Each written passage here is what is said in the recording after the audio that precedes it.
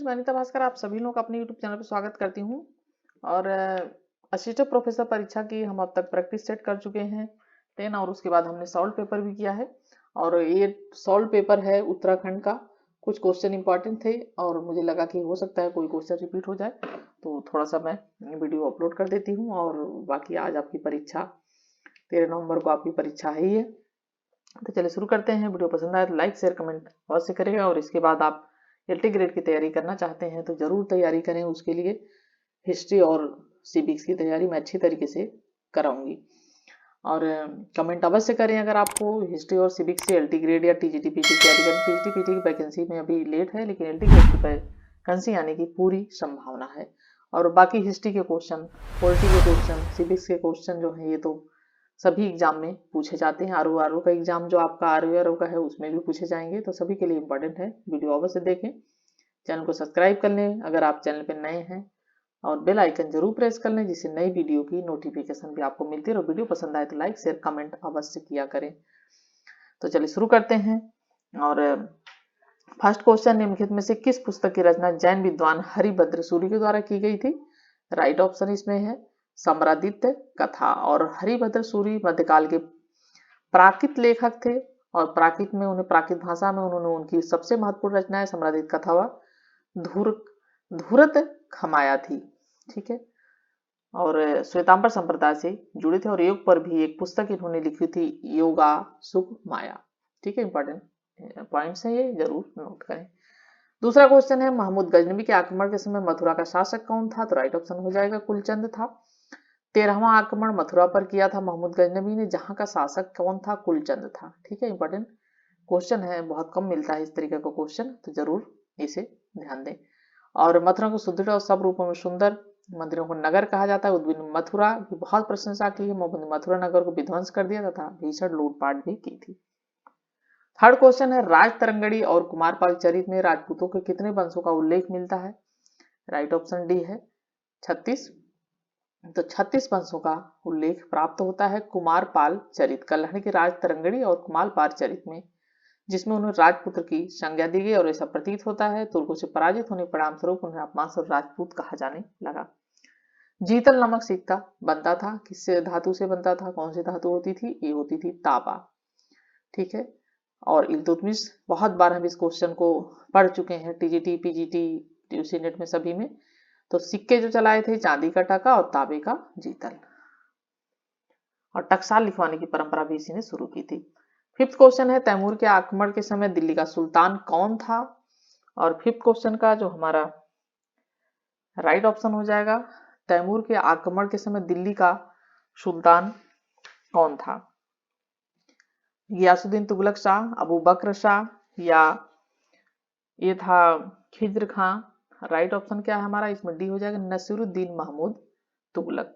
नसीरुद्दीन महमूद तुगलक जो था वो इस समय तैमूर के आक्रमण के समय, तैमूर का आक्रमण कब हुआ था? ये हुआ था 1398 में। ठीक है, बार बार हम ये क्वेश्चन भी बहुत बार पढ़ चुके हैं। चलिए नेक्स्ट क्वेश्चन है 6, सिकंदर सानी की उपाधि किस सुल्तान ने धारण की थी?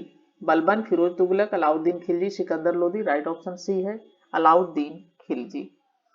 सिकंदर, ये भी क्वेश्चन हम बहुत बार पढ़ चुके हैं। खैर, आप अगर व्याख्या देखना चाहते हैं तो वीडियो को पॉज करें और इससे थोड़ा सा व्याख्या जरूर पढ़ लें अच्छी तरीके से, क्योंकि 2-3 क्वेश्चन आपके इसमें कंप्लीट हो जाते हैं। नेक्स्ट है, वह सुल्तान जिसने आगरा नगर की स्थापना की थी। ये भी क्वेश्चन बहुत बार पढ़ चुके हैं। सिकंदर लोदी ने आगरा नगर की स्थापना 1504 में सिकंदर लोदी ने की थी, और इसका मुख्य कारण था कि सुल्तान इटावा, बयाना और कोलकाता, ग्वालियर और धौलपुर के जागीरदारों पर अधिक प्रभावकारी नियंत्रण रखना चाहता। सुल्तान ने अपना निवास स्थान भी दिल्ली आगरा परिवर्तित कर लिया था, दिल्ली से। नेक्स्ट है, किस वर्ष में इल्तुतमिश को नासिर अमीरुल मोमिनीन की उपाधि से सम्मानित किया गया? और राइट ऑप्शन है 1229। तो इल्तुतमिश जो था तुर्क था, कुतुबुद्दीन ऐबक का दास था, जो बाद में उसका दामाद भी बना था। उसकी बेटी से उसका विवाह भी हुआ था, और इसको इसने सत्ता भी सौंप दी थी, और इल्तुतमिश दासता से मुक्ति मिली थी उसे गोरी के आदेश से। नेक्स्ट है, इल्तुतमिश द्वारा गठित तुर्की अमीरों का समूह कहलाता था। राइट ऑप्शन हो जाएगा चहलगानी, तुर्क चहलगानी। 40 अमीरों का जो समूह था वो कहलाता था दुर्गने चहलगानी। सबसे लंबी 10th क्वेश्चन है, सबसे लंबी ग्रैंड ट्रंक रोड किसके द्वारा बनवाई गई थी? ये बनवाई गई थी शेरशाह सूरी के द्वारा। ये भी क्वेश्चन बहुत बार पढ़ चुके हैं। ठीक है, नेक्स्ट पढ़ते हैं। किस सुल्तान ने सबसे पहले मदरसा स्थापित किया? और ये किया था इल्तुतमिश ने। सबसे पहले मदरसा स्थापित किसने किया था? इल्तुतमिश ने किया था। इंपॉर्टेंट है, कम पूछा जाता है ये क्वेश्चन। ठीक है, सर्वप्रथम मोहम्मद गोरी ने मंदिर को नष्ट करके मस्जिद बनाने की, उसमें मस्जिद बनवाने तथा मुस्लिम शिक्षा प्रदान करने की प्रथा आरंभ की थी। और सल्तनत काल में 3 प्रकार की शिक्षा संस्थाएं थी, मकदब, मदरसा और खानकाहें। और मोहम्मद गोरी की स्मृति दिल्ली व बदायूं में मदरसा ए मुजी तथा दिल्ली में मदरसा ए नासरिया की स्थापना की थी। उसने उच्च में भी एक मदरसा बनवाया था। ठीक है, क्योंकि मकदब जो होता है, मकतब वो प्राथमिक शिक्षा के लिए होता है, मदरसा उच्च शिक्षा के लिए होता है। नेक्स्ट है, बीजक में शिक्षाएं निहित हैं। बीजक में, ठीक है, बीजक में शिक्षाएं निहित हैं, तो कबीर की शिक्षाएं निहित हैं। बीजक कबीर वाणी का प्रारंभिक प्रामाणिक ग्रंथ कहा जाता है। और कबीर ने अपने सिद्धांत और उपदेश मौखिक रूप में ही दिए थे, क्योंकि लिखित रूप में उनके उपदेश नहीं है। जो उन्होंने बोला उसे संगठित किया गया। और बीजक कबीर साहब के सिद्धांतों का मूल ग्रंथ माना जाता है। और बीजक में छंदो कुल संख्या कितनी? 619 है। और रीवा नरेश, रीवा मध्य प्रदेश में है, एमपी में। श्री विश्वनाथ सिंह का टीका के साथ बीजक 1872 ईस्वी से पहले मुद्रित हो गया था। और अहमद शाह ने बीजक ऑफ कबीर अंग्रेजी अनुवाद किया था। किसने किया था? बीजक ऑफ कबीर का अंग्रेजी अनुवाद किस? अहमद शाह ने। 13 क्वेश्चन है, विजयनगर साम्राज्य के किस शासक ने बड़े पैमाने पर मुसलमानों को सेना में भर्ती किया था? और वो था देवराज द्वितीय। देवराज सेकंड ने 1442 से 1446 तक शासन चला था। और इसने देवराज सेकंड मुस्लिम घुड़सवार सेना में इतना अधिक प्रभावित हो गया तो उसने अपनी सेना में मुस्लिम अफसरों को भर्ती करने का निश्चय लिया था। और इसी के शासनकाल में 1420 या 21 में निकोलो कोंटी विजयनगर आया था। इंपॉर्टेंट पॉइंट, ठीक है, ये है इंपॉर्टेंट पॉइंट। निकोलो कोंटी आया था देवराय द्वितीय के शासनकाल में 1420 या 21 माना जाता है। 14 क्वेश्चन है, शेरशाह प्रारंभिक जीवन में अतालिक नियुक्त हुआ। और ये है जलाल खां के अधीन। शेरशाह इब्राहिम सूर का पौत्र था और हसन का पुत्र था। ये शेरशाह सूरी जो था, और अपनी योग्यता से शेरशाह अपने पिता के आश्रयदाता जो जमाल खान थे उसका विश्वास करें, क्योंकि इसका पिता इसे, अगर इसकी हम जीवन परिचय पढ़ते हैं, जीवनी पढ़ते हैं, तो थोड़ा सा इसका पिता से इसकी बनती नहीं थी ज्यादा। तो वो जो है इसका आश्रयदाता था जमाल खान, इसके पिता का, जो वहां चला गया था ये। और वहां पे जाके इसने जलाल खान के संरक्षक और शिक्षक को नियुक्त किया था। और शासक की मृत्यु के पश्चात दक्षिण बिहार का नायब सूबेदार भी इसे बना दिया गया था। नेक्स्ट क्वेश्चन है, और इसकी शिक्षा दीक्षा जौनपुर में हुई थी।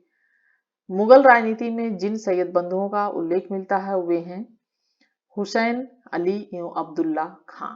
ठीक है, सैयद बंधुओं में कौन कौन है? हुसैन सैयद बंधु के नाम से जाना जाता है मुगल राजनीति में। हुसैन अली खां प्रसिद्ध थे। और विशेष इनकी भूमिका रहे मेसोपोटामिया के एक साहसी व्यक्ति अब्दुल भाई के वंशज माने जाते हैं। नेक्स्ट है, मध्यकालीन समाज में खल्क, ठीक है, खल्क शब्द का प्रयोग किया जाता था। खल्क का शब्द प्रयोग किसके लिए किया जाता है? जन समूह के लिए प्रयुक्त किया जाता था खल्क शब्द का। और भारत में लोगों अथवा जनसमूह के लिए इसका प्रयोग किया जाता था। और इसके अनेक अर्थ होते हैं, संसार, जगत या भीड़ हो सकती है। 17 है, आईने दहसाला जो जाप्ती व्यवस्था के नाम से भी जाना जाता है, लागू हुआ था। और इसमें हम थोड़ा सा ऑप्शन पढ़ते हैं कि इसमें स्टार लगा हुआ यानी क्वेश्चन देखते हैं। पहले, अकबर ने अपने शासनकाल के 24वें वर्ष 1580 में आईने दहसाला नामक एक नई कर प्रणाली लागू की थी। और इस प्रणाली के वास्तविक जो प्रणेता थे वो टोडरमल जाने जाते हैं। ये हमने कई बार पढ़ा है। टोडरमल बंदोबस्त व्यवस्था दहसाला यानी 10 वर्षों के लिए व्यवस्था थी जो। और इस प्रणाली के अंतर्गत अलग अलग फसलों के पिछले 10 वर्ष के उत्पादन था तो उसी समय के उनके प्रचलित मूल्यों का औसत निकालकर औसत का 1/3 राजस्व के रूप में वसूला जाता था।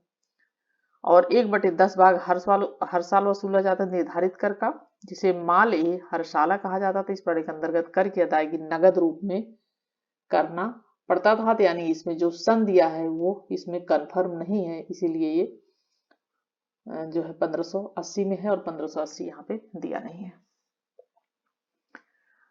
चलिए नेक्स्ट क्वेश्चन है 18 क्वेश्चन, निम्न में से सही चुनना है।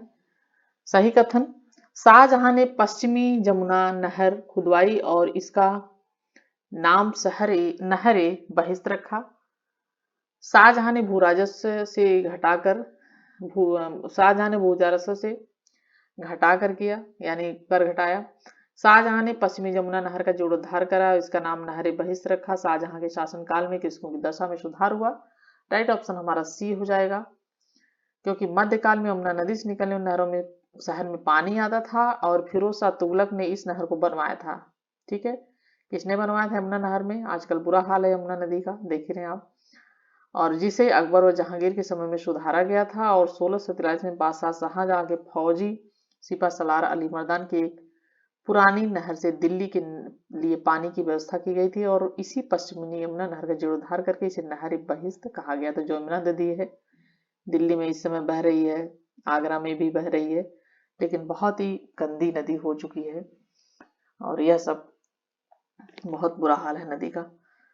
तो ये देखिए उसमें कितनी साफ सुथरी नदी थी। चलिए आगे चलते हैं। नेक्स्ट है, बाबर ने तुजु के बाबरी में भारत में कितनी जलवायु का वर्णन किया है? तो बाबर ने 3 जलवायु का वर्णन किया है। बाबर का जीवन चरित्र तुजु के बाबरी अथवा बाबरनामा के नाम से प्रसिद्ध, जो कि मूल रूप से तुर्की भाषा में लिखी गई। जो तुजु के बाबरी है, जो बाबर ने खुद लिखी है अपनी आत्मकथा, वो तुजु के बाबरी है। और वो बाबरनामा, ये तुजु के बाबरी है अथवा बाबरनामा कहा जाता है उसे। और वर्षा ऋतु, सर्दी ऋतु, ग्रीष्म, तीनों ऋतुएं हमारे यहाँ होती है। तो तीनों ऋतुओं का उसने क्या किया? विस्तृत वर्णन किया है। ठीक है, राजनीतिक, सामाजिक, आर्थिक, सांस्कृतिक जानकारी भी उसमें उपलब्ध है। नेक्स्ट है, शेरशाह ने बंगाल को कितनी सरकारों जिलों में विभाजित किया था? और इसमें भी ऑप्शन क्लियर नहीं है।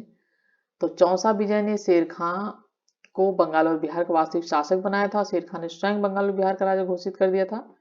शेरशाह ने बंगाल में एक नवीन प्रकार का प्रांतीय प्रशासन स्थापित, जिसमें प्रांत को सरकारों में विभाजित किया गया था। तो इसमें ऑप्शन दिया नहीं है, ये शायद 19 है, जहां तक है 19 होना चाहिए। ठीक है, और 19 उप सरकारों में इसने विभाजित किया था। ठीक है, और वहीं शेरशाह ने संपूर्ण साम्राज्य को, लेकिन शेरशाह ने संपूर्ण साम्राज्य को 47 सरकारों में विभाजित किया था। ये सरकार सीधे केंद्र के प्रति उत्तरदायी थे। ठीक है, नेक्स्ट है, किसने चित्रकार मीर सैयद अली और दसवंत को संरक्षण दिया था? अकबर ने संरक्षण दिया था। नेक्स्ट है, जहांगीर को कहां दफनाया गया था? जहांगीर को लाहौर में दफनाया गया था। ठीक है, नेक्स्ट है, बक्सर का युद्ध कब हुआ था? 22 अक्टूबर 1764 को बक्सर का युद्ध हुआ था, जो कि बिहार में बक्सर है। ठीक है, नेक्स्ट है, अकबर मुगल साम्राज्य का वास्तविक संस्थापक था। किसने कहा था? ये कहा था स्टैनले लेनपून ने। अकबर को मुगल वंश का महान शासक माना जाता है और स्टैनले लेनपून ने अपनी पुस्तक अकबर में अकबर को मुगल साम्राज्य का वास्तविक संस्थापक कहा है। नेक्स्ट क्वेश्चन है, किस मुगल राजकुमार ने गढ़वाल राजा के दरबार में शरण ली थी? राइट ऑप्शन हो जाएगा सुलेमान सिकोह। सुलेमान सिकोह दारा सिकोह का बड़ा पुत्र था। ठीक है, और दारा सिकोह शाहजहां का पुत्र था। शाहजहां द्वारा इसे पोटई मियां का नाम दिया गया था और मई 1658 को सामूगढ़ के युद्ध में, ये पूछा जाता है सामूगढ़ का कब युद्ध हुआ था? तो ये हुआ था 1658 में, 1658 में हुआ था सामूगढ़ का युद्ध। और सुलेमान ने गढ़वाल के श्रीनगर में शरण ली थी और इसका वर्णन मुतखब उल लुबाब में किया गया और इस समय गढ़वाल का राजा पृथ्वी शाह था। नेक्स्ट है, कुमायूं का कौन सा शासक शाहजहां के दरबार में उपस्थित हुआ था? और राइट ऑप्शन हो जाएगा बाज बहादुर चंद। बाज बहादुर चंद कुमायूं का शक्तिशाली शासक था और कंधार के युद्ध से मुगलों के लिए बहुत वीरता से युद्ध किया था और शाहजहां ने उससे प्रसन्न होकर उसके राज्य की समस्याएं में करने में उसे सहयोग दिया था। और उसके पश्चात शाहजहां ने बाज बहादुर पर आक्रमण किया और उसकी अधीनता स्वीकारने के लिए बाध्य किया था और 1564 में उसने मुगल दरबार में उपस्थित होकर उसकी अधीनता स्वीकार कर ली थी। नेक्स्ट है, किस वर्ष में दारुल उलूम देवबंद विद्यालय की स्थापना की गई? राइट ऑप्शन हो जाएगा 1866 में दारुल उलूम देवबंद विद्यालय की स्थापना की गई थी और उत्तर प्रदेश के सहारनपुर में है। ठीक है, नेक्स्ट क्वेश्चन है पेशावर कांड का नायक कौन था? राइट ऑप्शन हो जाएगा चंद्र सिंह गढ़वाली। पेशावर कांड के नायक चंद्र सिंह गढ़वाली थे और इनका जन्म 25 दिसंबर 1891 को उत्तराखंड के पौड़ी गढ़वाल में हुआ था और 15 वर्ष की आयु में सेना में भर्ती हो गए थे और 1930 में गढ़वाल राइफल्स की पेशावर भेजा गया, जहां पर नमक सत्याग्रह चल रहा था। 23 अप्रैल 1930 को चंद्र सिंह ने अपने कप्तान के विरोध में जाते हुए देशवासियों को गोली चलाने से इनकार कर दिया। इसके बाद पूरी गढ़वाल रेजिमेंट ने हथियार वापस ले लिए थे और 11 वर्ष की सजा उन्हें दी गई थी और 1 अक्टूबर 1979 में इनकी मृत्यु हो गई थी। डोला पालकी आंदोलन का नायक कौन था? डोला पालकी, ठीक है, जयानंद भारती। नेक्स्ट है उत्तराखंड के डांडी मार्च में किसने हिस्सा लिया था? क्योंकि ये उत्तराखंड का पेपर है, आपको बता दूं मैं, कुछ इंपॉर्टेंट क्वेश्चन हैं जो रिपीटेड होते रहते हैं एक दूसरे में, इसलिए मैंने ये आपको ये वीडियो में आप बना रही हूँ। और उत्तराखंड में डांडी मार्च में किसने हिस्सा लिया था? ये लिया था ज्योति राम कंडपाल खड़गपुर, ठीक है, खड़ग बहादुर सिंह। नेक्स्ट है ये तो थोड़ा डिटेल देखते हैं। 12 मार्च 1930 को जब महात्मा गांधी ने दांडी मार्च शुरू किया था तो इसमें 3 सत्याग्रही शामिल हुए थे, जिसमें ज्योतिराव कंडपाल अल्मोड़ा से, खड़ग बहादुर सिंह देहरादून से और भेगदत्त जोशी पैठाना से थे। और इसमें 78 सत्याग्रही शामिल थे। भी कभी कभी टीजीटी पीटी में और भी परीक्षाओं में या नेट में पूछ लेता है कितने सत्याग्रही शामिल थे गांधी जी के साथ, तो 78 शामिल थे। नेक्स्ट है प्रत्येक नेक्स्ट क्वेश्चन है इतिहास के संरचनात्मक सिद्धांत का प्रतिपादन किसने किया था? ये किया था हर्बर्ट स्पेंसर ने, ठीक है। तो 32 क्वेश्चन है प्रत्येक इतिहास विचार का इतिहास होता है या किसका कथन है? राइट ऑप्शन हो जाएगा आर.जी. कलिंगवुड ने कहा था प्रत्येक इतिहास विचार का इतिहास होता है। नेक्स्ट है शिवाजी के पश्चात गुरिल्ला युद्ध पद्धति का महानतम प्रतिपादक किस पेशवा को वर्णित किया गया है? राइट ऑप्शन हो जाएगा हमारा ऑप्शन बी बाजीराव फर्स्ट, ठीक है। पेशवाओं की विशिष्ट भूमिका रही है और 1720 में बालाजी विश्वनाथ की मृत्यु के पश्चात बाजीराव प्रथम 1720 से 40 तक पेशवा बना था और इसे लड़ाकू पेशवा के रूप में याद किया जाता है।